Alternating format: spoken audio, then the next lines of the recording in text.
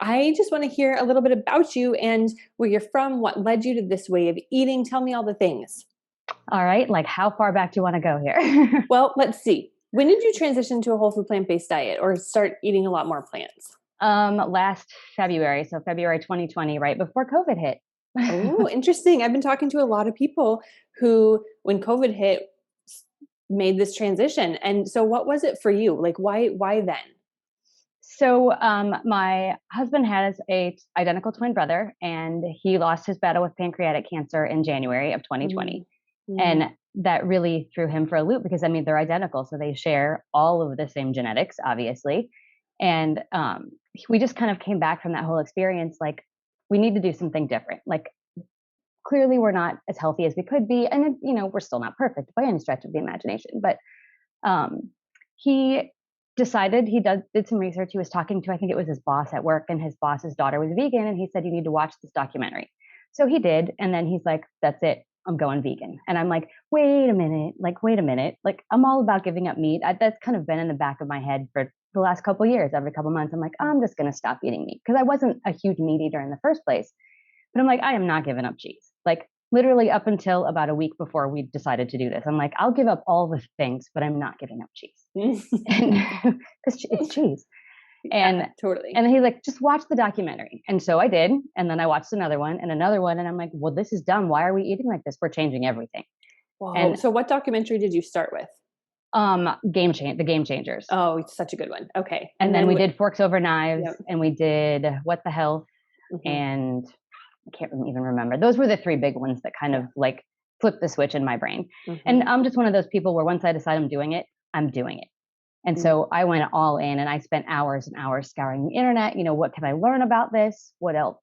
How do we even start? And then I just kind of stumbled across your website, and I'm like, okay, this seems drastic. Like the meal plans and doing all, and I was always a meal planner. Like I would sit down every Sunday and we'd plan our meals for the week. And so like that concept wasn't so weird to me, but I'm like, I don't know about all this. So that I just kind of lurked for a while. And finally, I'm just like, well, we'll try this. And I didn't even tell him I was doing all of this. I was just kind of like looking at it in the background. And we started very slow, picked up a couple of vegan cookbooks and, but there's so much conflicting information about there, use coconut oil, don't use coconut oil, do this, don't do that. And so it was just a whole lot of trial and error. And then we just kind of, once we found Clean Food Dirty Girl, it was smooth sailing from there.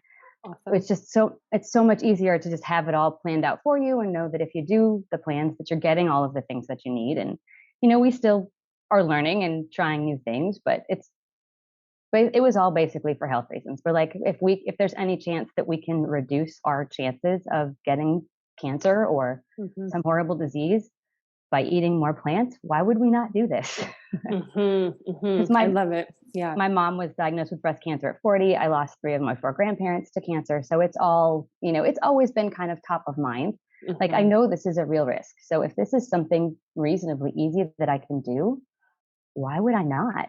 Yeah. And I always think about like, what's the downside, right? Exactly. Like it's not, and it's funny because a lot of people get really overwhelmed, and like you, it's like, it's a lot of new information coming in. It's a lot of new ingredients and it's a whole new way of eating. And that can be really intimidating for people, and it can feel really drastic, but like it's the downside to it. Like there really isn't any, right? Yeah.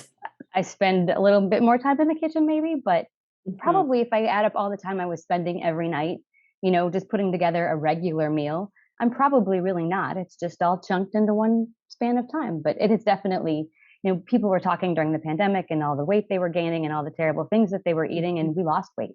Like, and neither one of us even really needed to, I guess, but it was just when you drastically cut out all of that processed stuff, then it's just a natural result, I guess. Yeah. It's almost like a side effect. It's like, yeah, exactly. It's like prescription drugs have like some sets of side effects that aren't so good. And like changing the way you're eating has another side effect. And oftentimes they're very like, desirable. Like you drop some weight and you feel better. Exactly. So, how did so you and your husband, he's on board with it. Like during it was his idea. It was completely his idea. And while it was happening, he was like cool with it. He was open to trying new things. He was like You guys were More just so kind than of I doing it was. together. Okay. Yep, more so than I was. Because like I said, I was like, I can do all of this, but I don't want to give up cheese. Like that was my big thing.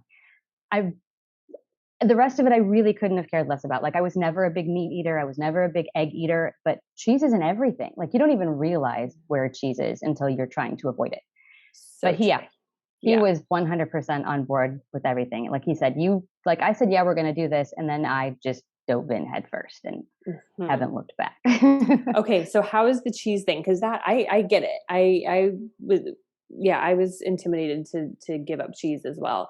So I'm curious to see how that, like, was it easier than you thought? Do you miss it? Like, what's your cheese story today? My cheese story. My best cheese story is I completely avoided it, but I still thought about it. Like, you just want a slice of greasy pizza and the stuff that you grow up eating when you grow up eating a standard American diet. Yeah. And so there was one day I'm like, I'm having a cheese day. Like I'm going to eat all the cheese. Love and it. I had cream cheese for breakfast. I had a quesadilla for lunch. I had the greasiest, cheesiest cheese pizza for dinner. We ate raw cookie dough, like the whole 9 yards. I'm like, that's not cheese, but I'm like, as long as I've killed today, I'm going all in. And and then I spent 2 hours in the bathroom and I'm like, this was a terrible, terrible idea. Why did I eat all the cheese? And so after that, I mean, I've still had a little bit of cheese here and there, but after that, like a lot of that desire to eat all the cheese went away after I realized how violently my body reacted to it when I ate so much of it in one sitting. Yeah. And So had it been a while since you had cheese before that, like cheese, a like fun couple day of that you months. had? Okay. A couple of months. Yeah. Yeah. Isn't it interesting? It's funny because I've heard similar things. And when the body goes without, it's almost like it's easier for the body, right? Because cheese is a really hard Right. thing for the body to process. And then you have it and it's like, whoa, I don't remember feeling like this when I used to eat it. It's almost like the body kind Exactly. of adapts to it. And that's one So of the things that's that I found so interesting is that, like, I'm not one of those people, I didn't have any chronic diseases that I'm aware of. I mean, who knows what's going on inside, but, I was never overweight. I never struggled with weight. I've never really had any major health issues, but I thought it was totally normal to feel completely bloated and uncomfortable and miserable at the end of every day. Like, that's just how I felt. Like, I used to say, if I could just poke a hole in my stomach and let it all out, I would feel so much better. And then as soon as we stopped eating all that junk, rarely do I feel that way anymore. So it's the little things like that you don't really realize are not normal until you don't experience them anymore. Yeah, I've heard that so many times as well. It's like we think that that's normal, like to just kind of feel a little bit Yeah. shitty all the time. Yeah. Or a lot shitty in some cases. Yeah, literally, right? And then the only way we know that it can be a different way is to experience. Because I think a lot of people, they just accept that because they're just Mhm. used to it, and it's like this is just how it is. And really, and that's like one of the things that fires me up about like doing what I do, because I always wanted to show people like there's a different way. Like just try it. Yes. Maybe it won't be for you. Like maybe you try it and you're like, this sucks, I hate it. Okay, fine. But just try it and see how your body feels, because And it doesn't have give it to a feel month. bad. Right. You have Yeah. to give it time to get the yucky crap out of your body before you know what you're supposed to feel like. Yeah. A month, 6 weeks, like, that's enough time for your body to kind of start regaining some balance. Mhm. So one last question about the cheese. Do you think about it now? Like, is it in your mind now? It's Like not this there moment, when but right. No, well, now I'm thinking about it, but sometimes not. But, like we were at my parents' house last weekend and my brother was in town and I hadn't seen him since before COVID hit. And so they ordered pizza. Mhm. So I'm like, you know what? I'm just going to eat the pizza because it's easier than going through the whole thing and eat the pizza. And then I felt guilty for eating the pizza, but I'm like, you know what? It's one day, start over tomorrow. So Yeah. like when I'm faced with it, I think Yeah. about it, but in my everyday life, it's maybe a tiny little murmur in the background every once in a Yeah. while. So it's But not as bad. Would you say it's not as bad as you anticipated it to be when you were kind of thinking about it it's in the beginning? absolutely not. Especially once you find things that kind of give you that same sense of satisfaction. And, Mhm. so many of the things that we eat now, I would not have touched with a 10-foot pole a year and a half ago. Oh, Like, like what? Let's talk about those things. like most of what I eat now, like I remember the meal that changed my mind about all of this. I think it was from To Go. It was Mhm. the Thai cauliflower with peanut sauce. I'm like, all right, I don't like Thai food. I don't like cauliflower and I don't like peanut sauce. And that was one of the best meals I remember having from like the first 6 months of all of this. So I'm like, wait a minute. If I can and now I see cauliflower on a menu. I'm like, oh yeah, cauliflower. Who the hell am I? Like, I don't eat that stuff. Um, and I used to think I was allergic to nuts, or at least had a sensitivity to nuts, because every time I ate them, I would get bloated and uncomfortable. Now I eat them all the time and I feel fine. So Interesting. trying to think what else I've started eating. Most of the vegetables. Mm-hmm. Like I grew up eating canned green beans and corn. I was probably well into my 20s before I would eat anything other than like an iceberg lettuce salad with gobs of, blue cheese Blue dressing cheese on it. dressing. Yeah. Yes. And that I stopped eating when I was pregnant with my daughter, because, they say you're not supposed to. And then I just kind of never redeveloped a taste for it. Like even when I went back to eating, all the stuff you're not supposed to eat when you're pregnant, I just didn't want to eat that anymore. But like we had whatever Friday's meal is from this new meal plan for dinner last night, the salad with the roasted veggies and the zesty Italian dressing. And I'm like, I would have not put kale in anything. I would have not put roasted hot vegetables with tofu on top of a salad. And and mixed all the cold things and the hot things. And that was one of the things that was hardest for me at the beginning, was hot food should be hot and cold food should be cold. So mixing that all together. But like last night, I'm like, oh, I'm out of tofu. I was like sad that there was no more tofu left in my salad. And I wouldn't have eaten that. Like, so all of this was like super like out of your comfort zone. Yeah. Like last summer, I think we went to a Japanese steakhouse. We were up in Massachusetts visiting my husband's brother and his family. And we were at a Japanese steakhouse, and I had already been getting the vegetarian versions of that stuff because the meat always upset my stomach. And so my niece is vegetarian, and so she had gotten the tofu. And I'm like, can I just try a piece? Because I'd never had it before. And I'm like, it doesn't taste bad. It's just a weird texture. Like, but I've learned how to cook it so that we like it, so that's the texture that we like. And now we get excited when we have tofu on things, which is such a crazy concept to me. Yeah, for most people it is. And it's like when people go out to eat to get tofu, unless it's in a restaurant who really knows how to cook tofu, it's like most restaurants don't do it justice. And so people think that this is how it's done. And so it's just not good. But if people had our tofu, they would change their mind about that. I remember the first time I had the Italian sausage, I can't remember what it's called exactly, but on pizza, and I'm like, oh my gosh, I feel like I'm eating sausage, like real sausage. Because the flavors are all there and the texture's there. The spices, the fennel, yes, exactly. and like all this, grinding fennel up in a mortar and pestle, like is the most satisfying thing to me ever. Using those spices, it makes a big difference, because that's where all the flavor of food comes in, right? Like it's not necessarily the meat or even the oil. No. It's all of the spices and the alliums and all the, delicious.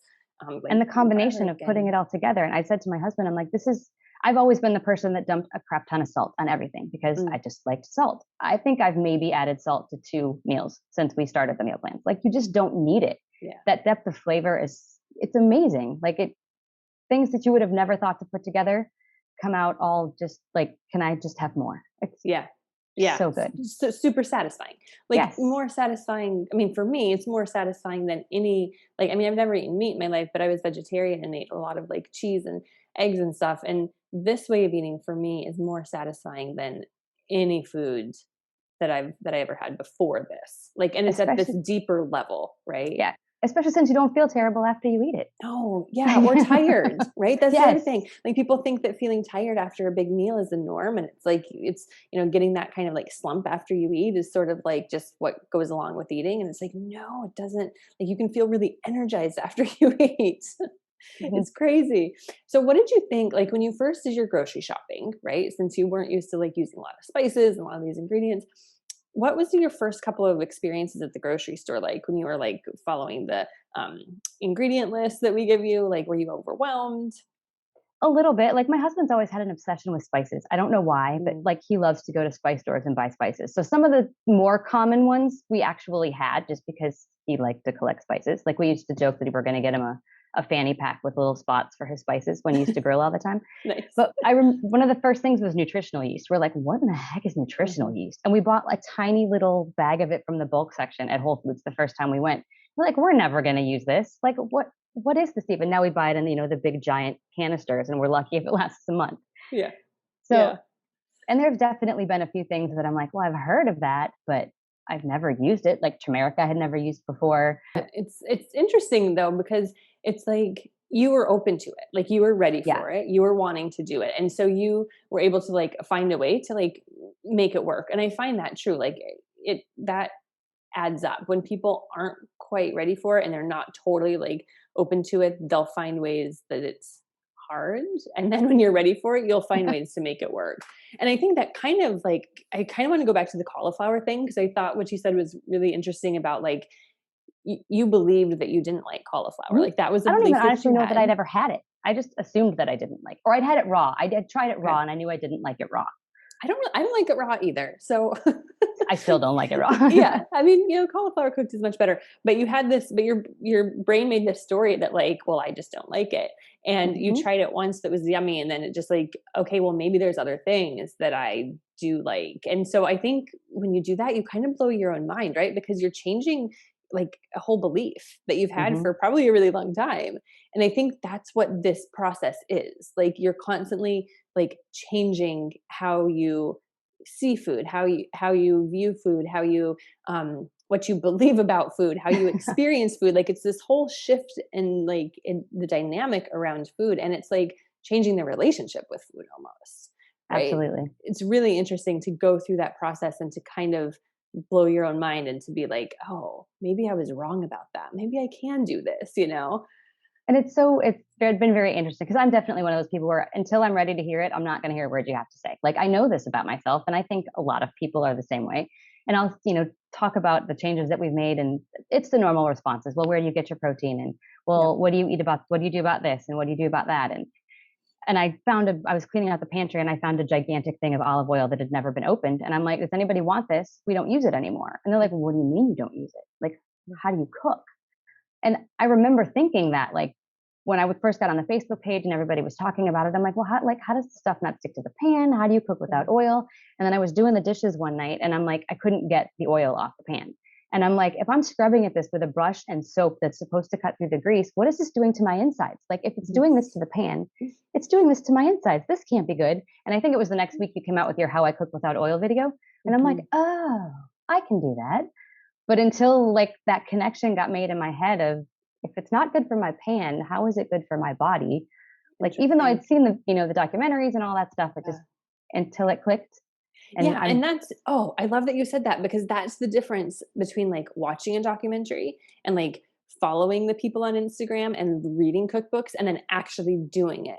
Because you mhm, don't get the full experience until you actually like go and try it because things are going to click, like things that you already know are going to click in a different way. And then you're mhm. going to be like, "Oh, okay. I really get it. It's not just an intellectual understanding of it." Exactly. Like where the rubber hits the road. So that's interesting. And I used to feel the same way about oil. I'm like I felt it was almost a feeling of like feeling like cooking naked, like not Mhm. literally with no clothes, but like Right. my cooking was naked without it, right? And I always kind of was like, wow, people really do that without oil. Like what? Like I didn't get it either, and I really didn't believe that it was going to be as yummy. And when No. I started playing around with it, I was like, "Oh, snap. Like this is just as good. Like you really Right. don't need it." And I haven't bought all and good olive oil is kind of expensive. So Right. that was like a very like a wonderful thing that I didn't buy anymore for my grocery bill. And like I never think about oil. It's like, huh? Yeah, I used to use that. Right. Well, and then you don't Yeah. realize how prevalent of a flavor it is until you get takeout or something and there's so much Hmm. oil that it's the predominant flavor and you're not even really tasting the food, you're just tasting the oil. And And it's feeling it, like feeling it on your yes, mouth too. It feels almost like out of place. it does. Yep, that's a good description. Yeah, interesting. And Absolutely. I know, like, so for people who are going to watch this video and they're like, wow, I just can't even imagine like trying this. It sounds so strange. Like, what advice would you give them or what would you say to them to kind of like help ease their worries about this? I don't even know. Like you just have to try it. Like just try it once. And when I gave the olive oil away, somebody said, "Well, what do you cook with?" And I said, "Water." And they're like, "Well, what do you mean water?" I said, "Well, think about if you're cooking something and you pour some wine in there to deglaze the pan. It's the same idea. Yeah. You're getting all the stuck up bits off of it, but without all of the extra empty calories. It works just the same. Yeah. Like it's so just try it once. If you can't get over it and you can't do it, then don't do it. Keep using oil. But just try Yeah. it once or twice. Yeah. See Totally. that it really does work. Yeah, and I think, like, just not making it a big deal. Like, I think people, like, overthink things so much that it's like, don't just, like our brain can always offer us very a lot of unhelpful suggestions. That Right. is, So and I I am was, an overthinker. I'm a mm, classic overthinker. So, okay. So if you can do this, like right. anybody can do this, right? So, Yes. tell me a little bit about like, so after you transitioned and you were in this for a few months, was there any, like, did you feel different? Did your husband feel different at all? Could you tell a noticeable shift had happened? I think the biggest thing is just not feeling terrible all the time after I ate. That was the biggest difference that I felt. Which is Um, huge. Yeah. it really is. The other thing, and I don't know if it's related or if it's a coincidence, but like my cycles have been all over the place my entire life. Like I went through years of infertility. I was diagnosed with PCOS when I was well into my 30s, probably late 30s, early 40s, after I was done having kids and all that stuff. Mhm. And everything was always off the charts, but I didn't have any of the stereotypical symptoms, so nobody believed me. And then finally, I got a doctor that actually looked at my blood work with an open mind and was like, well, yeah, you have all the classic symptoms. And I went from being literally, I would have anywhere from a 25-day cycle to a 150-day cycle. Wow. Most of them were like in the 30 to 35 range, but I was never one of those, every 28-day kind of girls. And miserable cramps, like just horrible. Everything about my cycle every month is horrible. And I've been almost every 28, 29 days, like clockwork, despite the fact that I'm in perimenopause. Um, like they're not as painful, they're not as heavy, like they're shorter, like all of these crazy things that have happened that I never once even associated with diet. Like what do you mean the fact that I'm eating all this stuff is making my body do crazy things? That's one of the bigger things that I've noticed that has affected my like not daily because it's not daily, but monthly life at least, that Yeah. all of these things that used to make me so miserable are just not even a thing anymore, which Wow, has that's been awesome. crazy. Yeah. It's like this Yeah. bonus, right? That you don't even think. Like, Yeah. that's the other thing. And totally true. I did a really interesting interview on the blog with Dr. Neil Barnard, and he talks a lot about hormones and hormone imbalance. And so true. And I've talked to a lot of women with the same thing. Like, I don't have as bad of cramps anymore. Like, my cycle is more regular. It's just not a thing. So that is in line with a lot of what I've read and heard. Really interesting. I mean, I also experienced that. My cramps used to be like horrible, and it was really, I mean, I also drank and smoked and didn't eat so healthy, but as soon as I cleaned all that up, man, like what a beautiful thing to not have like an erratic and really painful period, you It know? really is. I mean, it's miserable enough that I have to have it all the time now anyway, but, if it can just be less terrible, that's a win in my book. Totally. Yeah. Oh, I know what I was going to say. So like you kind of like transition into this for whatever reason. Like people have their reasons for doing this, and then they start to experience some changes, but then things happen that they would have never even guessed, and it's like this kind of bonus that happens that they could have never even expected. And I've heard that so many times. Like I started for this reason, and I was able to, like, whether it's like getting off a medication or lowering cholesterol or blood pressure, but then like all of this stuff happened too that I had no idea would even be affected. So I love hearing that. And when that happens, it's like that sweet like cherry on top, you know? It really is. And my Yeah. husband used to have terrible, oh my gosh, not reflux, but heartburn. Yeah. And he used to eat Tums like candy, and he hardly ever has to take them anymore. So that's one of the main benefits that he's had. And like I said, weight loss. He had a little bit more to lose than I did, but it was still not like a, you need to do this or you're going to die kind of situation. It was just a positive benefit of, and we don't watch the quantities that we eat. We just Yeah. make better choices. And I mean, granted, I admit that I've been blessed with a good metabolism, so I've never had to struggle with that. But Mhm. still, to not even feel guilty about the fact that I'm eating this gigantic plate of food because I know it's all good for me. It's just the Yes. mental relief, Yes. is And that's one a less thing to huge feel thing guilty about. too. Like that's a huge thing too when you don't have that sort of like I should or shouldn't, or I should be eating less, or maybe I should, like when you don't have that mental, like I'm going to say it, like just mind fuck constantly, Hmm. it frees up energy to think about other things. It really Right. does. It's like such a relief. It Um, really is. yeah, super, super interesting. I love that. So many good things. And I think it's interesting that you didn't have any like big medical things, but you just kind of were curious to go into this.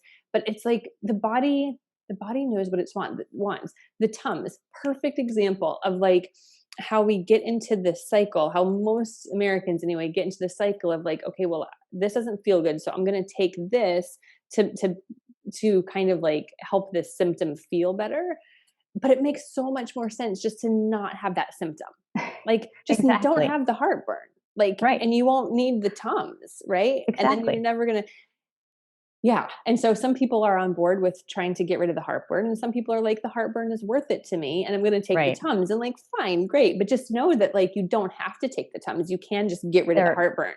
there are other options, yes. And I think that's one of the most frustrating things about all this for me is that, like, how do people not know about this, and how do they not want to at Yeah. least give it a try? And like I said, I wasn't going to hear it until I was ready to hear it, and so I know I can't force somebody else to hear it either. Hmm. And so if I mention something, and for the most part, I just go into it with a we gave up meat and dairy because it's easier than explaining, what exactly is a whole food plant based diet, Hmm. or the inevitable judgment that comes when somebody says, "Well, you're vegan. Why?" So we Hmm. just say we gave up meat and dairy for health reasons, and just kind of leave it at that. And then I kind of let people ask me questions, and I'm Yeah. always grateful when they actually ask questions, as opposed to just being like, "Why? That's so weird. Why would you do that?" Well, Mm. because I feel better for doing it. You Yeah. know? Yeah.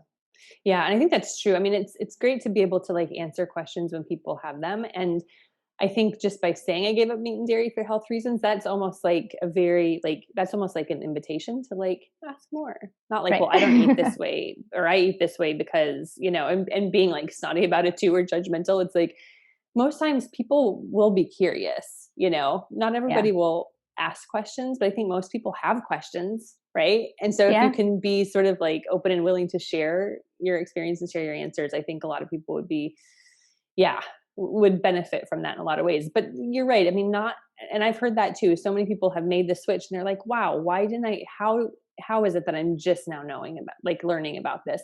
And some of it is like, when you're ready to make the switch, like the information is there, but you still have to go find it. Like it's Right. not widely broadcast, right? No. And Yeah. it's I can talk really. I'm currently in the middle of the eCornell plant-based nutrition class because Hmm. it has just the whole process and everything about this has been so fascinating to me. And I'm one of those people that never paid attention to anything nutrition related at all ever. Mm, I ate what I wanted. If I felt like I was gaining weight, then I ate less of it. But I've always eaten whatever I wanted and not given any thought to the actual nutritional value of it. So yeah. this whole thing has been so fascinating and just learning all about it, and the information is out there, but it's so hard to understand why it's not. Why do doctors Blasted. not talk about it? Yeah. Why do nurses not Yeah. talk about it? Why is this literally not all over social media for people to, you can Yeah. find literally anything on social media.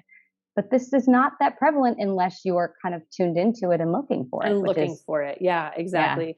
Unless, and that's like I would say 90% or more, whatever. I'm like grabbing that number out of my ass, but it's like people hear about us from somebody who has done the meal plans or somebody who has made this switch, Mm, who, found some yummy recipes to make. Like and I've talked to a lot of doctors and even just for the blog, and it's their patients coming to them saying, mhm. and they're like having these great results, and the doctors will be like, what are you doing, and they're like, oh well, I changed how I was eating. And so I feel like it's such a organic like underground thing that Right. it's happening from the ground up almost, so, Yeah. and that's why I do these talks, because I just, there, it's good to hear from people who have made the switch, who have made it work for them, um, so that other people can, get inspired, at least just to try it, Right. And Yeah, you literally have nothing to lose except a totally. couple of hours in the kitchen. Like literally that's all. Totally. And once you realize that, because I went into this thinking, well, if I'm a vegan, I'm going to eat salads all day. No, Such a I mean, common sure, I thing. eat more salads than I used to, but not like your typical, iceberg lettuce and a couple of tomatoes and a cucumber. It's things I would never have thought to put on a salad mixed with a delicious, yummy dressing, and it So doesn't even good. feel like a salad. Right. It's like a So it's delicious, satisfying meal, right? And I think that's so true. People have this idea like, oh, I don't want to eat just like some lettuce and carrots all day. It's like, oh, if I had to eat lettuce and carrots all day, I wouldn't do it either. no, Like, and I like lettuce and carrots just fine, but they're fine. I They're like some fine. But variety in my yeah, diet. exactly. Well, awesome. Well, this has been so much fun. Thank you so much for Yeah, taking thank time out to you. chat with me and to Been tell me a awesome. little bit about your story. I'm super happy to have connected with you this morning. Thanks. And tell your husband hello. I will. He's downstairs on a Awesome. work call doing something I don't even know. All right. Well, sounds awesome. Thank you so much, So Megan. thank you. Okay. Bye. Bye.